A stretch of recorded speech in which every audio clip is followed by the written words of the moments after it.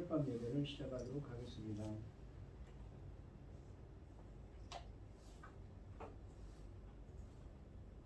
사도신경하심으로 신앙 고백하시겠습니다. 전능하사 천지를 만드신 하나님 아버지를 내가 믿사오며 그 외아들 우리 주 예수 그리스도를 믿사오니 이는 성령으로 잉태하사 동정녀 마리아에게 나시고 본디오 빌라도에게 고난을 받으사 십자가에 못 박혀 죽으시고 장사한 지 사흘 만에 죽은 자 가운데서 다시 살아나시며 하늘에 오르사 전능하신 하나님 우편에 앉아 계시다가 저리로서 산자와 죽은 자를 심판하러 오시리라. 성령을 믿사오며 거룩한 공예와 성도가 서로 교통하는 것과 죄를 사하여 주시는 것과 몸이 다시 사는 것과 영원히 사는 것을 믿사옵나이다. 아멘. 찬송가 286장입니다.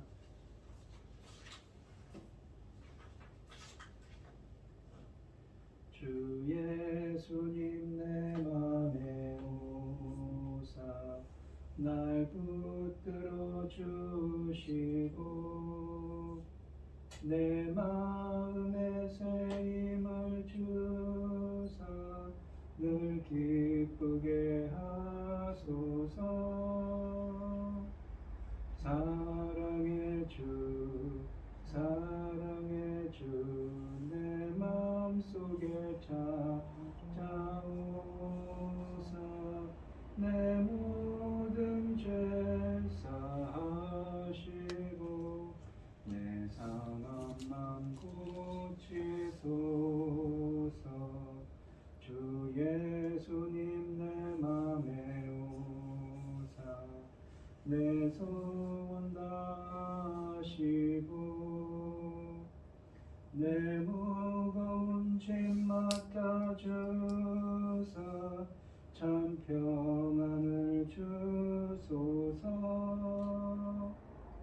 사랑의 주 사랑의 주 내 맘속에 찾아오사 내 모든 죄 사하시고 내 상한 맘 고치소서.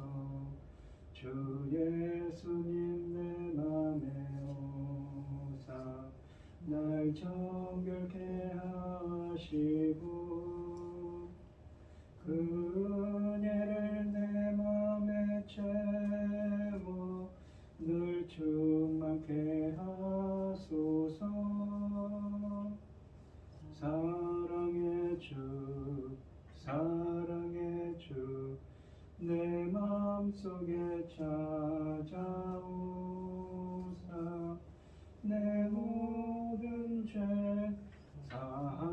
사하시고 내 상한 맘 고치소서.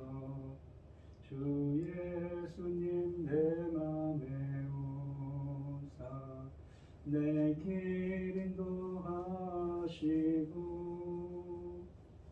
주 성령을 내 맘에 채워 늘 충만케 하소서. 사랑의 주 사랑의 주 내 맘속에 찾아오사 내 모든 죄 사하시고 내 상한 맘 고치소서. 아멘. 오늘 함께 하실 하나님 말씀은 이사야서 16장 1절로 14절 말씀입니다. 이사야서 16장 1절로 14절입니다. 교독을 하겠습니다. 제가 먼저 읽겠습니다. 성경 교독하시고 고현진 집사님 기도해 주시겠습니다.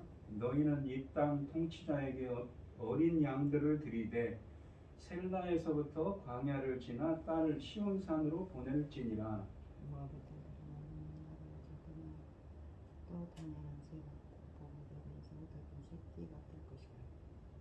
너는 방도를 베풀며 공의로 판결하며 대낮에 밤같이 그들을 지으며 쫓겨난 자들을 숨기며 도망한 자들을 발각되게 하지 말며 나와 쫓겨난 자들이 너와 함께 있어 웃게 하되 내 모압을 멸절하는 자 앞에서 그들에게 피할 곳이 되라.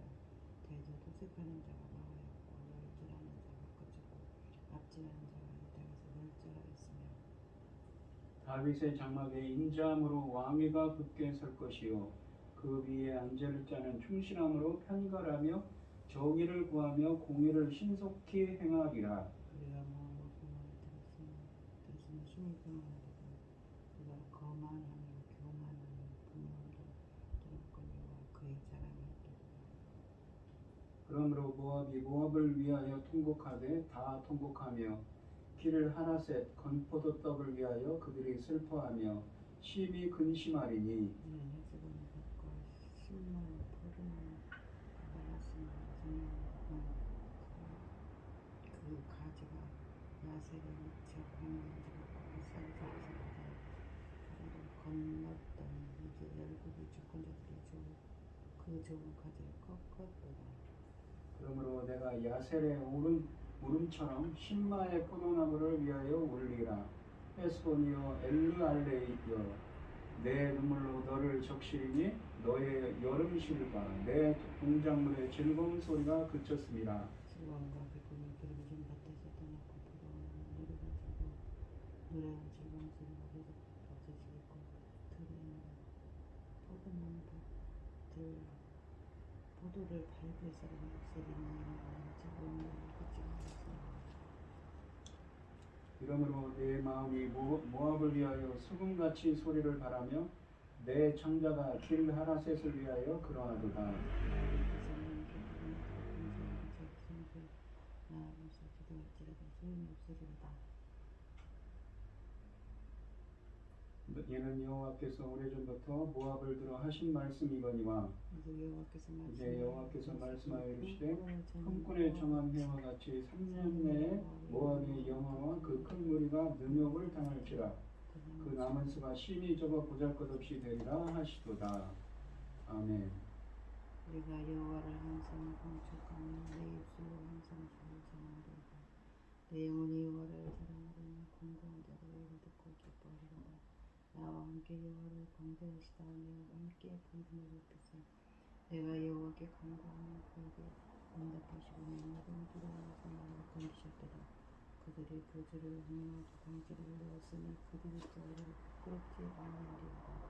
이 강건한 자가 거주지는 여호와께서 들으시고 그 환난에서 구원하셨도다. 아멘. 주님의 귀한 말씀은 내 발의 빛이요 목마른 사막길에서 샘물 같도다.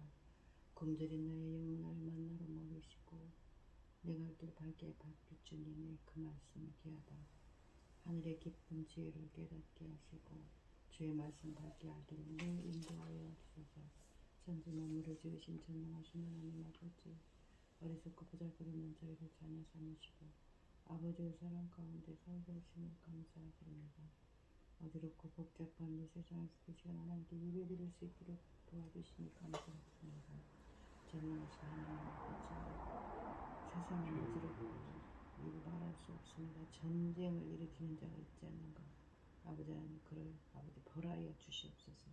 아버지 하나님 우리 이 땅에 있는 여러 기관들이 아버지 하나님 힘을 합하여서 아버지 하나님 그를 저지할 수 있었음에도 불구하고 그걸 못하고 있습니다. 아버지 하나님 도와주시옵소서. 그들을 어떻게 하겠습니까? 이 추운 겨울에 그 어린 것들이 어머니와 함께 피난을 갔습니다. 사랑하는 아버지 하나님 도와주시옵소서. 불쌍히 여겨주시고 아버지 하나님 어떻게 구원의 길, 해결의 길 아버지 하나님만 알고 계시잖아요. 아버지 하나님 사람들은 다 자기 그 이익만을 생각하고 아버지 하나님 일이 강 건너 굴구경만 하고 있습니다. 아버지 하나님 도와주시옵소서. 불쌍히 여겨주시옵소서.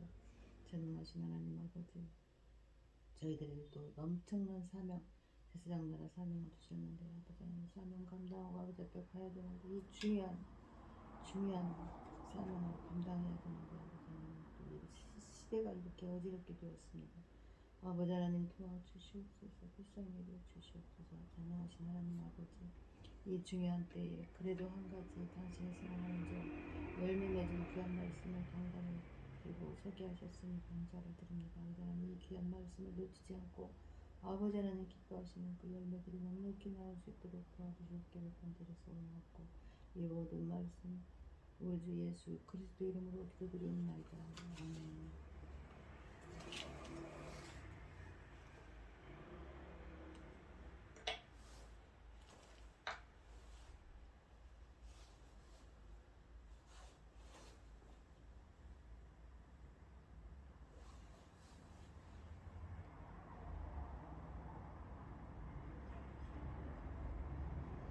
오늘 함께 하실 하나님의 말씀은 모압의 피난처입니다. 이 모압에게 헛된 도움을 구하지 말고 유다를 피난처로 삼으라고 하십니다. 다윗의 후손이신 메시아의 나라를 피하는 것이 심판에 처한 인류가 살 길입니다. 그러니까 메시아이신 예수께를 피해야 된다는 의미를 담고 있는 본문이지요. 1절로 2절 말씀을 보시면, 너희는 이 땅 통치자에게, 이 땅 통치자는 누구입니까? 바로 유다의 지도자들이죠. 어린 양들을 드리되, 너희는 모압 사람들에게, 모압에게, 유다에게 어린 양을 바치라고 합니다. 공물을 바치라고 하는 거죠. 셀라에서부터 광야를 지나 딸을 시온산으로 보낼지니라. 모압의 딸들은 아르논나루에서 떠다니는 새 같고 보금자리에서 흩어진 새 새끼 같을 것이라 라고 말씀하십니다. 열왕기하 14장 7절에 보시면 1절 말씀에 나오는 셀라라는 지명은 모압에 속했던 요새 이름입니다. 모압은 양을 치는데 매우 적합한 땅이었으며 이스라엘의 많은 양을 곡물로 보냈다고 민수기 32장 4절과 열왕기하 3장 4절에 말씀하십니다. 이 땅 통치자에게 어린 양들을 드리되라는 말씀은 이스라엘 아합 시대에 모압의 왕 메사가 새끼 양 10만의 털과 순양 10만의 털을 조공으로 바쳤듯이 유다 왕에게도 바치라는 뜻입니다. 셀라로 피한 모압의 지도자들이 유다에게 피신처를 간구하는 상황에서 양은 가장 적합한 곡물이었던 것입니다. 1절에 이 땅 지도자는 유다의 통치자들을 가리킵니다. 궁극적으로는 5절 말씀에 나오는 다윗의 후손으로 오시는 왕이신 예수 그리스도를 가리킵니다. 1절에서 시온에 예물을 드리라는 권면은 시온으로부터 도움을 구하라는 권면입니다. 이 말씀은 시온의 다윗 계열의 왕이 공의와 정의를 행하는 모습을 배우라는 뜻도 함축하고 있습니다. 이것은 종말에 공의와 정의로 빛나는 시온을 보고 열국이 찾아올 것이라는 2장 1절로 4절의 진술과도 큰 맥을 같이 합니다. 확실히 멸망의 심판 앞에서 모압의 살 길은 시온에 찾아가서 시온의 공의와 정의를 배우는 일밖에는 없습니다. 하지만 당시 시온은 공의와 정의로 빛나지 못했기 때문에 1절 말씀은 공허한 메아리에 불과했습니다. 결국 이런 진술은 모압과 당시 시온의 지도자들을 향한 경고의 말씀으로 볼 수 있습니다. 그리하여 모압은 시온을 찾아가서 공의와 정의를 배우는 일에 실패하여 망할 것이고, 시온은 공의와 정의로 빛나는 사명을 감당하지 못하여 멸망할 수밖에 없음을 우리들에게 각인시켜주고 있습니다. 이 대목에서 시온의 백성의 사명이 얼마나 중요한지 새삼스럽게 다시 느낄 수가 있습니다. 2절 말씀해 보시면 이 갑자기 모압이 고난을 겪을 것을 말씀하십니다. 하지만 이 구절은 앞에 1절 말씀과 관련해서 모압이 처하게 될 상황을 설명하는 역할을 합니다. 그래서 미래의 모압이 아르논 나루 같은 보금자리에서 흩어진 새 새끼 같은 상황이 올 것이기 때문에 미리 시온에 가서 예물을 드릴 필요성을 말해주고 있는 것입니다. 즉 2절에 심판을 받아 흩어질 모압 백성들에게 1절 말씀처럼 시온을 찾으라고, 시온을 피난처로 삼으라고 말씀하시는 것입니다. 궁극적으로는 5절에 있는 것처럼 이 다윗의 자손으로 오실 예수 그리스도를 의지하라는 말씀입니다. 유다로 피하여 장차 다윗의 후손으로 오시는 메시아의 정의와 공의의 통치를 갖는 것이 살 길이기 때문입니다. 환난을 만났다면 헛된 도움을 바라지 말고 그리스도의 날개 아래로 피하는 것이 지혜입니다. 3절로 5절 말씀을 보시면 너는 방도를 베풀며 공의로 판결하며 대낮에 밤같이 그늘을 지으며 쫓겨난 자들을 숨기며 도망한 자들을 발각되게 하지 말며라고 하십니다. 3절에 방도를 베풀며라는 말은 계획을 수행하다는 말입니다. 히브리어 단어로는 애차라는 말인데, 그래서 이 3절과 4절 이 상반절은 구체적으로 모압이 어떻게 공의와 정의를 실천해야 하는지를 보여줍니다. 4장 상반절에 보시면 나의 쫓겨간 자들이 너와 함께 있게 하되 너 모압은 멸절하는 자 앞에서 그들에게 피할 곳이 되라라고 하죠. 그러니까 너는 계획을 이행해서 누구의 계획입니까? 하나님의 계획을 이행해서 공의로 판결하며 대낮에 밤같이 그늘을 지으며 쫓겨난 자들을 숨기며, 쫓겨난 자들이 누구입니까? 바로 유다 백성들이죠. 도망한 자들, 유다 백성들을 발각되게 하지만 그들을 숨겨주라는 것이, 그들을 썬대하라는 것입니다. 이 나의 쫓겨난 자들이, 그러니까 유다 백성들이 너와 함께 있게 하되 너 모압은 멸절하는 자 앞에서 그들에게 피할 곳이 되라고 합니다. 멸절하는 자는 누구입니까? 역사적으로 보면 아수르를 의미합니다. 이 3절부터 이 4절 상반절까지는 구체적으로 모압이 어떻게 공의와 정의를 이렇게 어떻습니까? 미래의 유다를 선대하라고 말씀하신 거죠. 그렇게 실천하기를 말씀하고 계십니다. 3절에서 방도를 베풀고 이 정의로 판결하라고 요청받는 대상은 유다가 아니라 모압 백성입니다. 결국 3절부터 4절 상반절까지는 사무엘상 22장 3절처럼 과거 사울의 핍박으로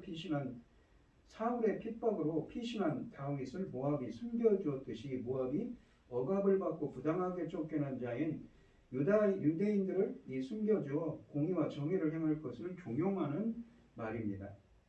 4장 상반절에 보시면 나의 쫓겨난 자들이 너와 함께 있게 하되 라고 하시는데, 이는 유다의 피난민이나 유랑자들을 핍박하지 말고 선대하라는 의미입니다.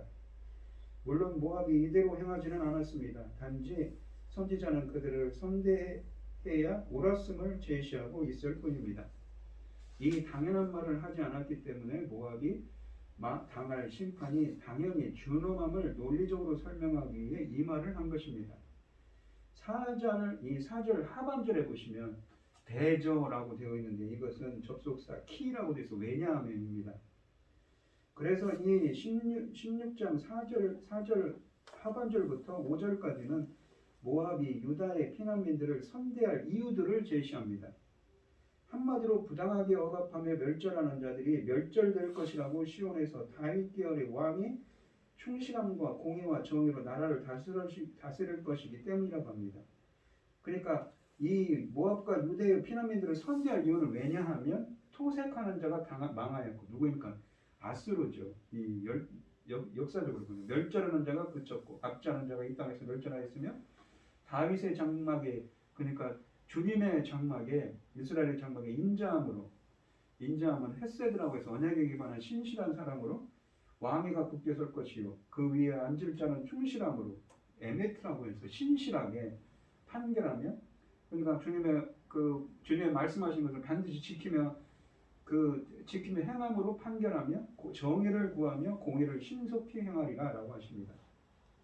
한마디로 부당하게 억압하며 멸절하는 자를 이 아수르가 멸절될 것이고, 시온에서 다윗 계열의 왕이 충실함과, 그러니까 신실함과 공의와 정의로 나라를 다스릴 것이기 때문에 이 모압이 유다의 피난민들을 선대해야 한다는 것이죠.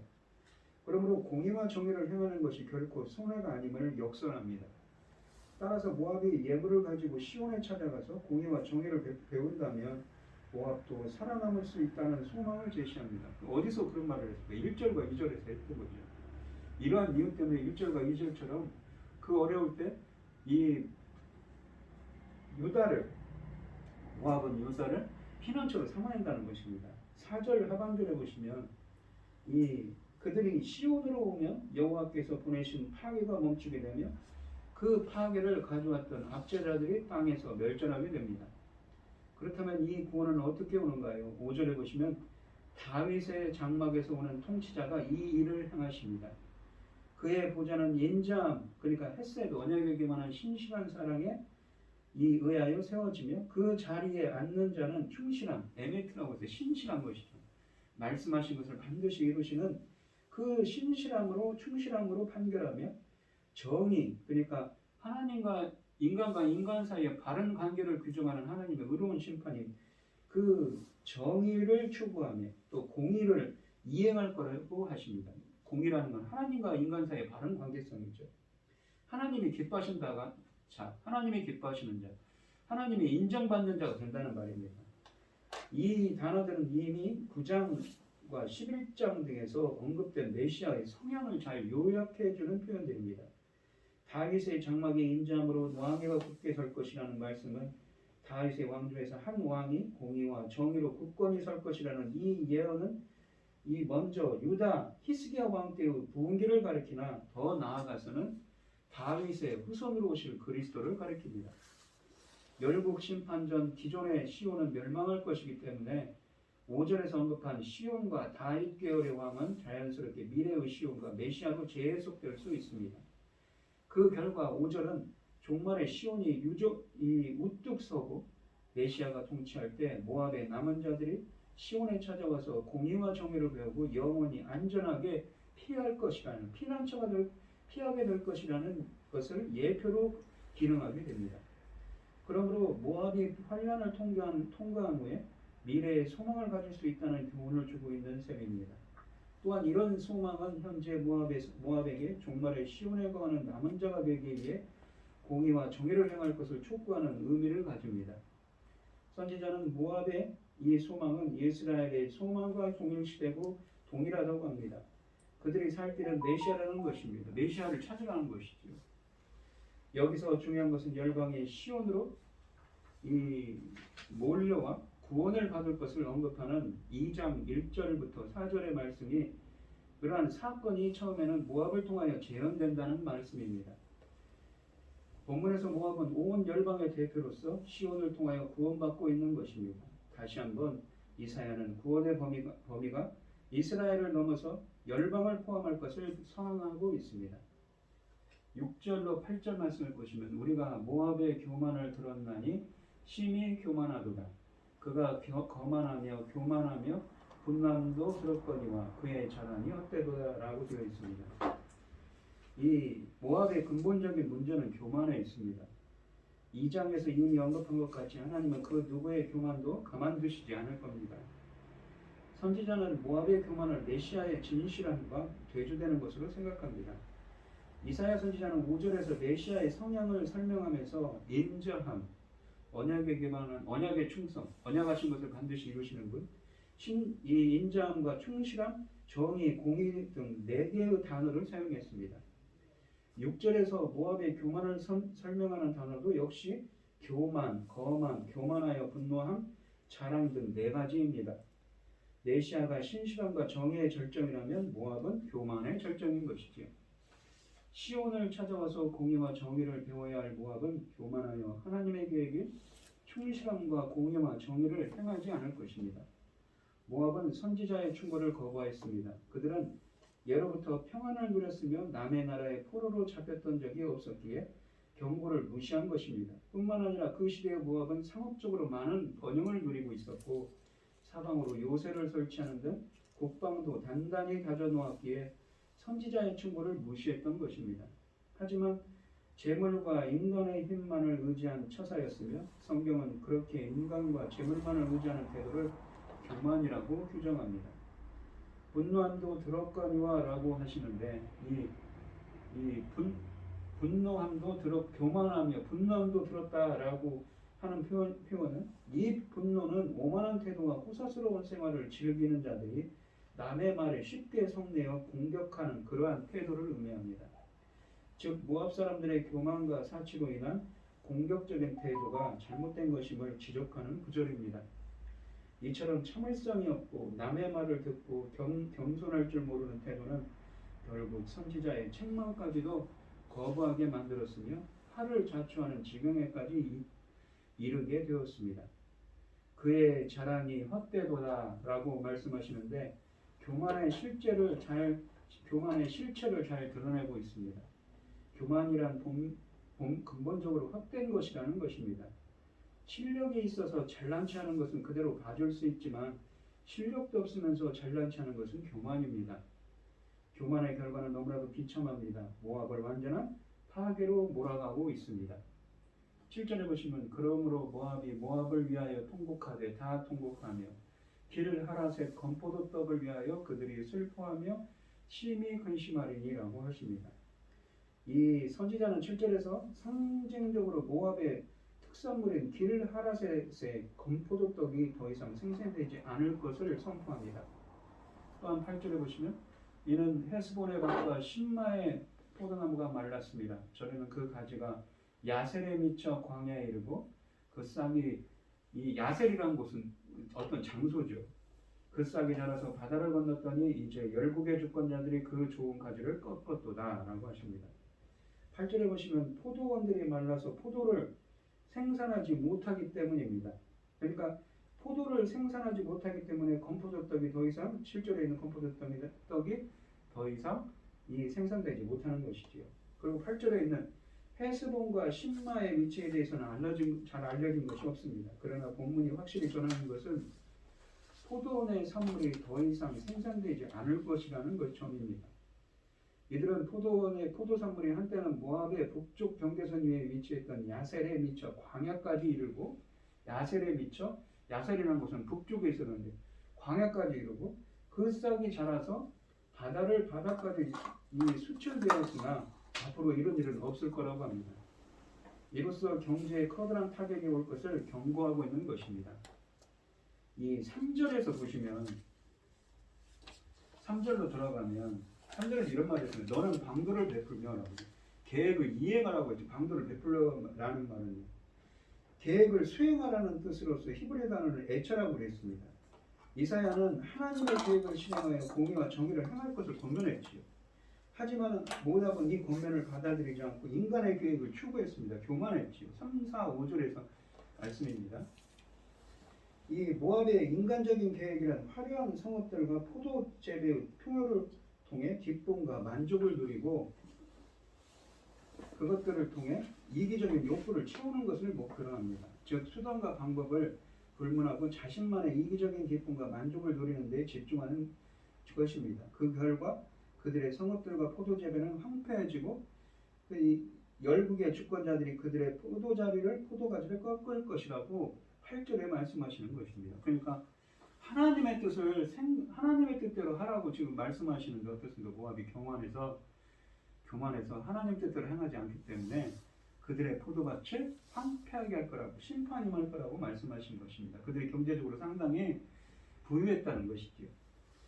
9절을 말씀을 보시면 그러므로 내가는 누구냐면 주님입니다. 내가 야셀의 울음처럼 신마의 포도나무를 위하여 울리라. 주님이 우신답니다. 슬퍼하신답니다. 헤스본이여 엘르알레여 내 눈물로 너를 적시리니 너의 여름실과 내 농작물의 즐거운 소리가 그쳤습니다. 라고 하십니다. 9절에서 괴로워하는 분은 여호와입니다. 이 15장 5절과 9절에서도 여호와께서 괴로워하셨습니다. 비록 여호와께서 모압을 파괴하시지만 그는 눈물을 흘리며 괴로워하며 이 일을 진행하고 있는 것입니다. 하나님이 울고 계십니다. 이방 나라인 모압을 위해서도 애도하셨는데 그의 택하신 바 된 우리가 잘못될 때 얼마나 우실 것인가를 생각해 보아야 합니다. 모압이 망하게 된 이유는 교만 때문이었습니다. 교만이 하나님을 울게 한 것입니다. 우리가 교만해지려고 할 때 하나님의 눈물이 흘리는 모습을 우리는 상상해 보시기 바랍니다. 9절 말씀해 보시면 아셀 신마 이 헤스본이 나옵니다. 이 순서는 8절 나오는 헤스본 신마 야셀의 순서를 되어 있는 말씀을 뒤집은 것입니다. 거꾸로 놓은 것이죠. 두 구절의 연관성을 드러내기 위함입니다. 이것은 한글 성경에서 엘르알레라는 말은 요단강 동편에 있는 한 장소를 의미합니다. 너희 여름실과 너희 농작물의 즐거운 소리가 그쳤습니다. 라는 표현은 이제 농작물, 그러니까 여기서 나오는 포도죠. 다 파괴되었으니 추수 때 즐거이 부르던 노래를 부를 수 없게 된 것입니다. 대신 온 땅이 슬픔의 노래로 가득 차 있습니다. 9절 하반절을 보시면 이 한글 성경에는 너의 여름실과 너의 농작물의 즐거운 소리가 그쳤음이라 라고 하십니다. 이렇게 번역을 했는데 한글 성경에서는 즐거운 소리가 그쳤음이라 라는 말은 히브리어로 직역하면 전쟁의 소리가 임하다라는 말입니다. 그러니까 즐거운 소리가 그쳤다는 말이 아니라 원문으로는 전쟁의 소리가 임했다는 말입니다. 이 소리에 해당하는 히브리어는 헤다드인데 적군의 침입하는 소리를 의미합니다. 이 단어는 16장 10절 후반절에서 하나님이 농작물의 수확으로 인한 즐거운 소리를 그치게 한다고 말할 때도 소리에 해당하는 히브리어 단어와 동일한 말입니다. 그러니까 10절 하반절에 보시면 이는 내가 즐거운 소리를 또 그치게 하였습니다 라고 말씀하십니다. 그러니까 전쟁에 소리가 임하게 한다는 말입니다. 이 단어는 그래서 이 9절과 10절은 어떻습니까? 이 헤다드라는 전쟁의 소리가 임하다라는 이 문자적인 기교를 통해 포도 수확으로 인한 즐거운 소리 대신에 전쟁의 소리가 임할 것이라는 아이러니를 보여줍니다. 왜 이렇게 됐습니까? 바로 모압의 교만 때문이었지요. 9절과 10절은 물질적인 풍요를 자랑하였던 모압의 이 자랑거리가 심판을 받게 됨을 대적보고를 통해 묘사하고 있습니다. 포도 재배로 유명한 모압이 외부의 침입으로 인해 황폐해질 것입니다. 앞서 1절부터 15장 1절부터 8절이 군사적 침입으로 피난민들이 발생할 것을 예언했다면 9절과 10절은 어떻습니까? 이 군사적 침입으로 포도 농사가 타격을 받게 될 것이라는 경제적인 타격을 받게 될 것이라는 예언인 것이지요. 10절을 한번 보시면 즐거움과 기쁨이 기름진 밭에서 떠났고 포도원에는 노래와 즐거운 소리가 없어지고 틀에는 포도를 밟을 사람이 없으리니 포도를 밟다는 것은 이 포도를 짤 때 포도주 틀이 있다고 합니다. 수확의 기쁨이 없습니다. 이는 내가 즐거운 소리를 그치게 하였습니다. 전쟁의 소리가 임하겠다고 하는 것이죠. 이 11절 보시면 이러므로 내 마음이 모압을 위하여 수금같이 소리를 바라며 내 창자가 길 하라셋을 위하여 그러하도다 라고 하십니다. 이 11절에 나오는 내 마음이 내 창자가 라는 표현은 이 주님의 감정 전체를 나타내는 표현입니다. 인간을 심판하실 때 하나님이 겪으시는 고뇌를 묘사하고 있습니다. 모압이 당하는 고통이 모두 여호와께서 비롯되었습니다. 그렇다고 해서 그가 아무런 감정 없이 이 모든 징계를 진행할 수 있는 것은 아니라는 것입니다. 내 마음이 모압을 위하여 수금같이 소리를 바라며 라는 말씀에서도 볼 수 있듯이 하나님의 신적 고통이 얼마나 심하신지 그분의 마음이 울리는 수금과 같이 신음소리를 내신다고 하십니다. 하나님이 인간을 징계하실 때 이러한 괴로운 과정을 지나십니다. 우리에게 우리가 죄를 짓고 싶은 충동이 생길 때 이런 하나님의 모습만 떠올릴 수 있다면 우리는 그 죄를 짓고 싶은 마음을 절제할 수가 있는 것이지요. 12절 말씀을 보시면 모압이 그 산당에서 피곤하도록 봉사하며 자기 성소에 나아가서 기도할지라도 소용없으리라. 지금 모압이 교만으로 심판에 응했는데 하나님을 의지하는데 누굴 의지합니까? 자기 그 산당, 그러니까 모압이 섬기던 그 이방신들을 섬기러 그들에게 기도하려고 산당에 가서 피곤할 때까지 봉사한다고 합니다. 잘못됐죠. 모압 사람들의 우상은 그모스 신이라고 합니다. 그들은 이 신을 최고의 신으로서 숭배하며 기도의 응답을 받기 위해서는 이 신을 피곤하게 만들어야만 하는 줄로 알고 열성적으로 또 줄기차게 기도하나 응답은 받지 못하고 도리어 기도하는 자신들이 피곤해집니다. 그래서 본문 12절은 모압 사람이 그 산당에서 피곤하도록 봉사하며 라고 기록한 것입니다. 물론 이러한 그들의 기도가 응답받을 일은 만무합니다. 모압은 자신의 문제를 해결하기 위하여 여러 가지로 노력할 것입니다. 그들은 자신들이 섬기는 신들의 산당에 가서 호소해보지만 문제가 해결될 일은 없습니다. 온 세상의 주인이신 여호와가 행하신 일인데 감히 아무도 그 얘기를 막을 수는 없는 것이지요. 선지자는 모압을 위해 애통합니다. 죄를 지었으니 심판받아 마땅하다는 교리적인 태도는 하나님이 원하시는 바가 아닙니다. 본문에 보시면 하나님은 슬퍼하시지요. 그러하다면 우리를 포함한 모든 세상이 벌써 심판받았을 것입니다. 주께서 죄인을 긍휼히 여기셨기에 구원받을 길을 열어주신 것입니다. 그래서 우리들에게도 이 십자가에서 주님께서 예수 그리스도를 보내셨죠. 주님의 그 아들이신 하나님의 아들이신 예수 그리스도를 보내시 십자가에 십자가에 달리시게 하기 위해서까지 사랑하신 그 하나님이십니다. 독생자 아들 예수 그리스도를요. 13절로 14절에 보시면 이는 여호와께서 오래전부터 모압을 들어 하신 말씀이거니와 오래전부터 모압을 들어 하신 말씀. 그러니까 오래전부터 무엇입니까? 예언된 말씀이라는 것이죠. 14절에 보시면 이제 여호와께서 말씀하여 이르시되 품꾼의 정한 해와 같이 3년 내에 모압의 영화와 그 큰 무리가 능욕을 당할지라. 이게 3년 내에 모압에 품꾼의 정한 해와 같이 3년 내에 모압에 심판이 임할 거라고 합니다. 그러면서 그 남은 수가 심히 적어. 심판이 임하니까 많은 사람이 죽었죠. 남은 수가 심히 적어 보잘것없이 되리라 하시도다. 이 큰 재앙이 임할 것을 말씀하십니다. 13절 말씀은 이 드고아의 목자인 아모스가 모압을 향해 던진 여호와의 말씀을 가리킵니다. 아모스 선지자는 이사야보다 약 20년 앞서서 아모스서 2장 1절로 3절에 보시면 모압의 죄를 지적하고 그들에게 임할 하나님의 심판을 선언했었습니다. 모압의 멸망이 이전부터 세워진 하나님의 계획의 일환이라는 선포입니다. 이 대목에서 인간의 계획은 무용지물이며 결국 하나님의 계획만 서게 된다는 것을 다시 한번 확인할 수 있습니다.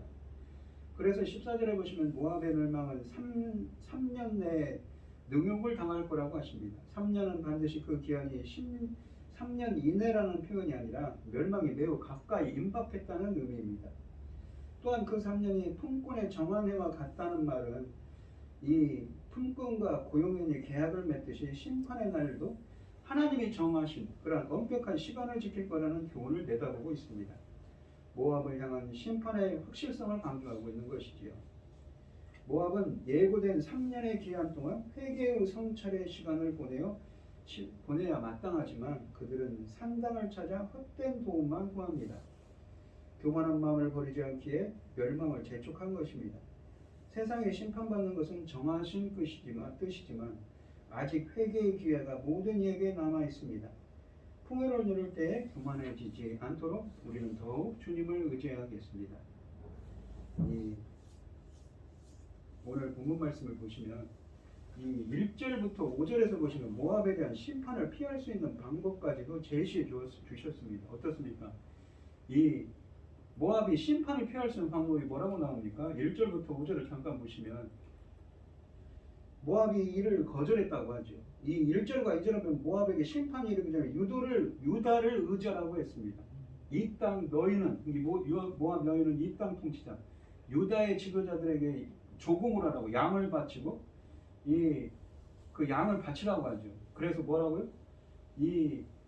왜 그러냐면 유다에다가 조공을 바치라고 하는 이유는 무엇입니까? 그들이 완전히 심판을 당하고 있기 때문에 이 조공을 바치라고 합니다. 유다를 의지하라고 하죠. 이 3절부터 5절은 유다가 어려울 때 그들에게 피난처를 제공하고 선대하라고 합니다. 너는 방도를 베풀며 계획대로 행해서 공의로 판결하며 대낮에 밤같이 그늘을 지으며 쫓겨난 자들을 숨기며 그늘을 만들고 숨겨주란 말이죠. 도망한 자들을 발각되게 하지 말며 이 유다의 그 피난민들을 선대하란 말입니다. 너와 함께해서 모압은 그들의 피난처를 선대하라고 합니다. 왜냐하면 아수르가 멸망하고 너 모압은 멸절하는 자 앞에서 그들에게 피할 곳이 되라. 왜요? 토색하는 자가 망하였고 멸절하는 자가 그쳤다고 합니다.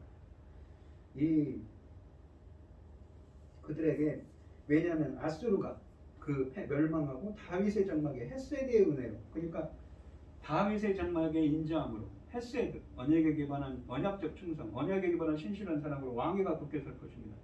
궁극적으로는 예수 그리스도죠. 그 위에 앉을 자는 충실함으로 그 신실함으로 판결하고 정의를 구하고 공의를 행할 거라고 합니다.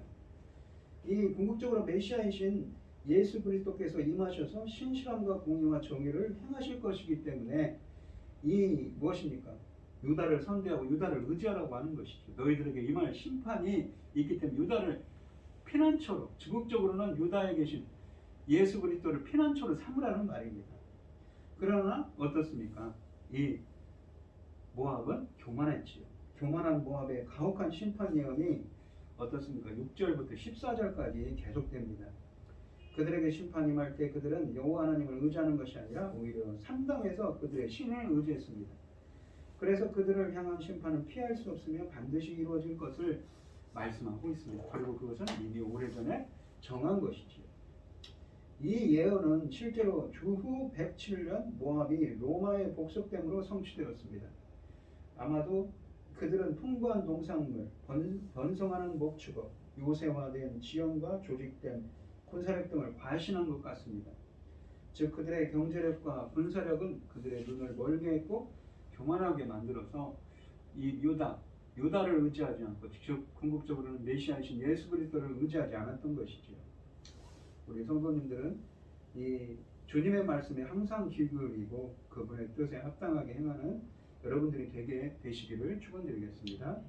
기도하겠습니다. 하나님 아버지 감사합니다. 오늘 주신 하나님의 말씀에서 모압에 대한 예언의 말씀을 주십니다. 모압의 심판이 임할 것이기 때문에 유다를 의지하라고 합니다. 유다를 선대하고 궁극적으로는 다윗의 후손으로 오실 예수 그리스도를 의지하라고 합니다. 그분은 신실하고 헤세드, 언약에 관한 신실한 사랑으로 공의와 정의를 행하시는 분이지요. 그러나 모압은 교만했기 때문에 하나님의 뜻을 뜻대로 행하는 것이 아니라 그들을 자신들의 계획대로 행합니다. 그들에게 환난임에도 상당에 가서 이방신을 의지할 거라고. 그래서 필연적으로 그들의 임할 심판이 그 예비되었음을 확실함을 그들에게 임할 심판이 확실함을 다시 한번 드러내고 있는 것이지요.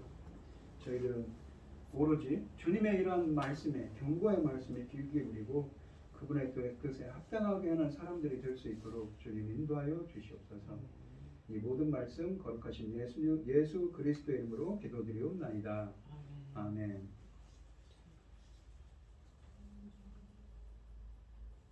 찬송가 312장입니다.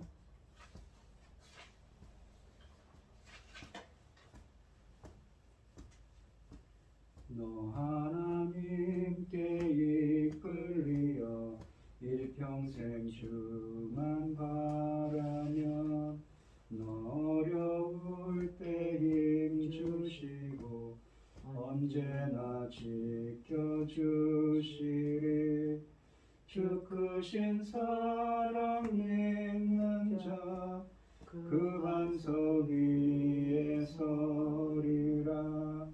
너 설레는 맘 가다듬고 희망 중 기다리면서 그 은혜로우신 주의 뜻과 사랑에 만족하여라. 우리를 불러주신 주 마음에 소원하신다. 주 찬양하고 기도하며 내 본분 힘써 다하라. 주 약속하신 모든 은혜 내게서 이뤄지리라. 참되고 의지하는 자 주께서 기억하시리. 아멘. 이제는 주 예수 그리스도의 은혜와 하나님의 극진하신 사랑과 성령의 교통하심이 성도들 머리머리 위에 이제로부터 영원히 함께 있을지어다. 아멘.